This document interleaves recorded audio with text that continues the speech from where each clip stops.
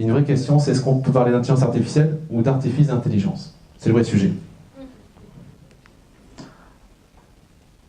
D'ailleurs, on ne parle pas d'une intelligence, mais de différentes intelligences. Effectivement, on parle de l'intelligence qu'on souvent mesure avec le QI, c'est une façon de mesurer l'intelligence humaine, mais on parle aussi d'intelligence situationnelle. Et quand on parle d'intelligence artificielle, c'est une intelligence qui permet de résoudre un certain nombre de problèmes, des problèmes simples où il y a un raisonnement. La vraie question par rapport à ça, c'est qu'est-ce qui est vrai, qu'est-ce qui est faux actuellement? Nous sommes actuellement à ce qu'on appelle dans le 3e hiver de l'intelligence artificielle. Tous les 10-15 ans, on dit c'est génial, il y a une vraie percée. Oui, effectivement, il y a une percée avec ce qu'on appelle le deep learning et tout ce qui est autour de l'intelligence artificielle, machine learning et autres, mais néanmoins, on n'est pas où les médias disent que nous sommes. 3 infos par rapport à ça. Vous avez lu ça, 2 intelligences artificielles ont communiqué dans une langue indéchiffrable pour l'homme. Forcément, ça fait très peur. En fait, ce qui s'est passé par rapport à ça, c'est qu'effectivement, les robots discutaient entre eux, mais ils ne se comprenaient pas. C'est comme s'il y en avait un qui parlait chinois et l'autre espagnol, ils ne se comprenaient pas du tout. Et l'homme ne comprenait pas, a dit « Ah là là, ils parlent entre eux ». Pas tout à fait. Donc ça, c'est la première chose. Non, il n'y a pas de nouveau langage qui a été créé par 2 intelligences artificielles parlant entre elles. Deuxième chose, le robot doté d'émotions. C'est un gros sujet. Non, ce n'est pas des émotions qui sont dans ce robot, c'est un mimétisme. On ne crée pas les émotions, ce n'est pas algorithmique. Troisième chose, vous avez des Google Home qui ont discuté de boîtes, qui ont discuté entre elles. Oui, effectivement, c'est une discussion de comptoir. Toujours dans des schémas où il y a des règles établies par l'homme. Très important. Donc la question, c'est, oui, effectivement, l'intelligence artificielle arrive et on entend, et moi, par rapport à mon job, qu'est-ce qui se passe? Je vous renvoie au mouvement du ludisme, qui est un petit peu vieux, et qui vous explique que quand les machines à tisser sont arrivées, les tisserands se sont dit « Attention, on est en train de souffrir ». Les machines vont mettre les tisserands au chômage. Et qu'est-ce qui s'est passé? C'est tout l'inverse. Pourquoi? Parce qu'avec les machines à tisser, le coût de production a beaucoup baissé, et donc la demande a augmenté. Donc en fait, ça a créé des emplois. Première chose. Deuxième chose, sont les cochers à Paris. C'est sûr, quand il n'y a plus de calèche, on est embêté, on dit qu'est-ce qui va se passer? Ben en fait, c'est la voiture, c'est le train, c'est la mobilité, donc il y a eu un déversement qui a été fait vers d'autres secteurs d'activité liés à la mobilité. Et effectivement, maintenant on parle d'un certain néoludisme, où il faudrait vraiment effectivement faire sauter la technologie, que les technologies sont mauvaises, et notamment l'intelligence artificielle. Nous, ce qu'on dit, c'est qu'on est dans un process de coévolution homme-machine. C'est important. Coévolution homme-machine et connaissance augmentée. Les chatbots, on en parle beaucoup. Ça paraît génial. En fait, le chatbot, il est bête. On lui pose des questions, il répond, mais s'il ne comprend pas la question, il vous donne une mauvaise réponse. Et souvent, il ne comprend pas du tout ce que vous êtes en train de dire. Ce qui fait que des nouveaux jobs vont être créés. Il y a le coach d'empathie. Siri, quand il n'a pas la réponse, il va vous sortir une phrase un peu drôle.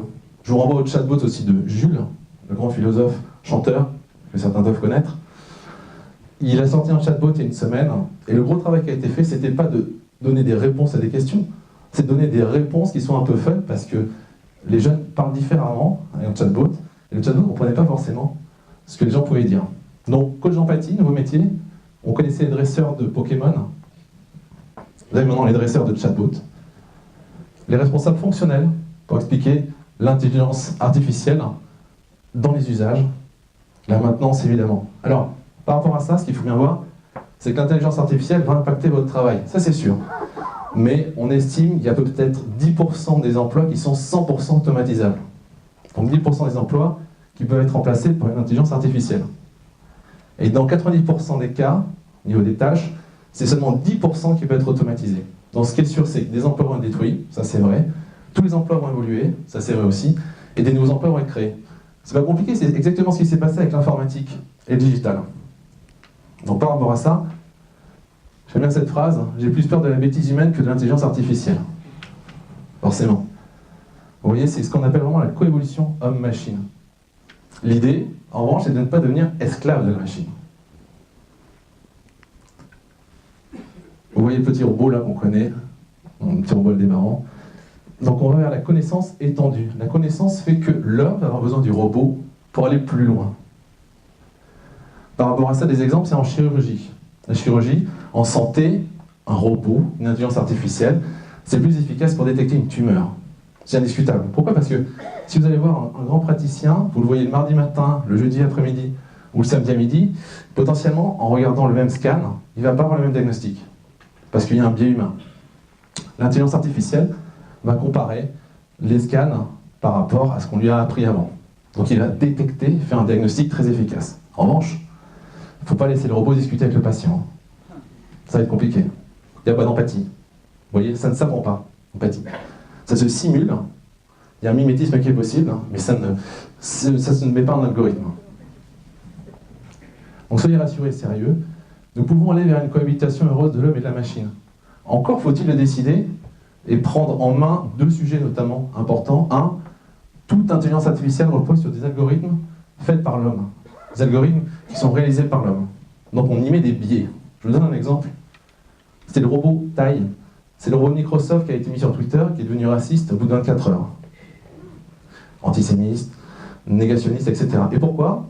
Parce que ce qu'on avait mis dans son algorithme, c'était la pensée d'un Américain moyen des années 50. Vous voyez, le problème, c'était le biais. C'est pas la techno, c'était le biais humain et les données qui avaient été mises dans cet algorithme. Et la deuxième chose, c'est le cyberhacking, la cybersécurité et tout ce qui est lié à l'accès aux données. Très attention à ça, par rapport à l'intelligence artificielle.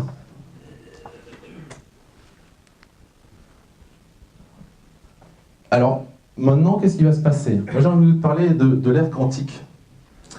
Le quantique, c'est quoi? C'est une grande percée en physique, mais qui s'exprime aussi dans les ordinateurs. Là, vous avez un des premiers ordinateurs dit quantique, mais il ne l'est pas vraiment. Le quantique, c'est quoi? C'est qu'un ordinateur quantique, en une seconde, il fait ce qu'un ordinateur classique fait en 10 000 ans. Une seconde, 10 000 ans. Donc ça va très vite. C'est pour ça qu'on parle vraiment de puissance artificielle. Mais tout ça va être très efficace dans le cadre d'un raisonnement. Les ordinateurs, les intelligences artificielles sont très efficaces quand il y a des règles, quand il y a un périmètre défini. C'est pour ça que dans le jeu de Go, l'ordinateur excelle. Les règles, elles sont très claires. Donc il joue dans un périmètre bien défini. Dès qu'il sort des règles, là on voit que l'ordinateur est limité. Alors la question c'est, est-ce que l'ordinateur quantique va être aussi fort que le cerveau humain? C'est une grande question. Ce qui fait vraiment le propre de l'homme, c'est vraiment ce qu'on appelle les soft skills, les compétences cognitives. Et les compétences cognitives, c'est l'empathie, la bienveillance, la relation client pour parler business, etc. Et ça, l'ordinateur n'est pas capable de rentrer sur ces sujets-là. Donc c'est pour ça qu'on vous parle de coévolution, et elle sera heureuse si on le décide. L'idée, en tout cas, c'est de ne pas devenir esclave d'une machine bête qui serait que dans le raisonnement. Merci.